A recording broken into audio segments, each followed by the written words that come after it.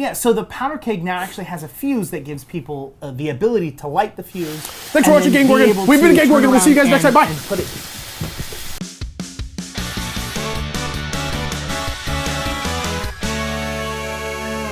Hi everybody, welcome to GameGorgon. My name is Krug. My name's Indigo. Today we're here to talk to you about Sea of Thieves and upcoming content about Sea of Thieves. We skipped the last weekly event. We did. Because it was kind of boring.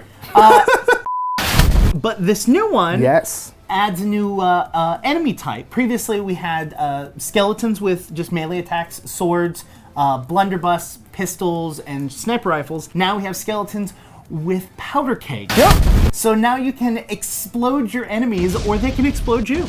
Or both at the same time. Or both at the same time. Probably that one a lot with me. During this weekly event, they've actually ramped up how often they're going to show up in the world. They've kind of made these like series of quests that kind of make them very exciting. So yeah, there's an achievement where you can, like, you know, detonate a skeleton and kill X number of skeletons with that detonation. But there's also chain detonations for powder keg skeletons over and over again. You have to get 50 at the same time. One continuous chain of 50 skeletons. I don't think that's true. That is how many there are going to be in the world. That's the most difficult achievement to get, which is the chain 50. Yeah. We don't know. It's going to be. There's no way. It's got to be like, if you chain two When of them. have you even seen 50 skeletons at once? Like 90% of computers that play the game would crash. Well, and then there's another one where you have to use a powder keg, kill skeletons, or chain them while there's other players on an island. So, like, they're really, really pushing people to start playing together more. Sure. And not just seeing people and just be like, you're dead! Bah! like with the Megalodon and the fact that you have to have at least 5 people, which is larger than the max ship size, it makes it so that more and more people are getting pushed together to play. Yeah. I like this one. Yeah. I like this update because I think it's adding a new enemy type for the future. Which is good. That was one of the main complaints at the beginning. Huge complaints. Yep. And I feel that the game has reached a point where it has gotten the amount of people that want to play the game versus like the people that were super hyped about it. The community is kind of like it's stabilized. It's stabilized as a good. I was gonna say plateau, but that's super not right. No. It's stabilized to the people that are still interested in the game that want to play the game. By doing these events, these weekly events, it keeps the game entertaining. Yeah. There's also going to be achievements and quests that you can do that will increase your favor with a faction by one whole level. Ooh. So whether you're at level 10 going to level 11, or if you're level 40 and you're going to 41, you're going to be able to That's cool. I think that's huge. Yeah, because some of those grinds are like, God, come on. Well, and I'm not a big merchant. Like, I hate the merchants. Same.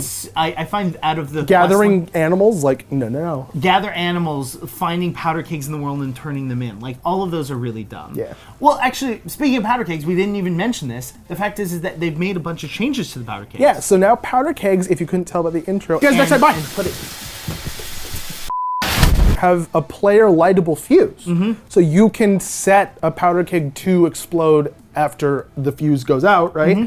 Which gives you a lot more gameplay options as far as using that to either invade ships, using it to clear out skeletons, using it for any number of things without having to shoot it yourself. I think that adds a lot of cool gameplay. We were talking about what we think we could do with it, and I think the most fun is going to be going down into an enemy ship's hold with a powder keg, setting it next to a chest, lighting the fuse, picking up the chest and running, which makes the enemy team have to choose between, do I save this damage to my ship? Because presumably they'll be able to hear it or something. Or do I stop the guy with my chest? And I think it's always smarter to pick the ship, especially if they haven't cleared out my ship yet, instead of just, I'm going to put this in their ship, shoot it with a pistol and die, but deal a bunch of damage to their ship. Not only that, but now when the powder kegs go off, it's actually got kind of like a force to it. Yeah. So if it happens while it's underwater, displaces the ship. Exactly. So the ship, it doesn't just take 6 holes. It now takes 6 holes and gets kind of blown off of course. A mile.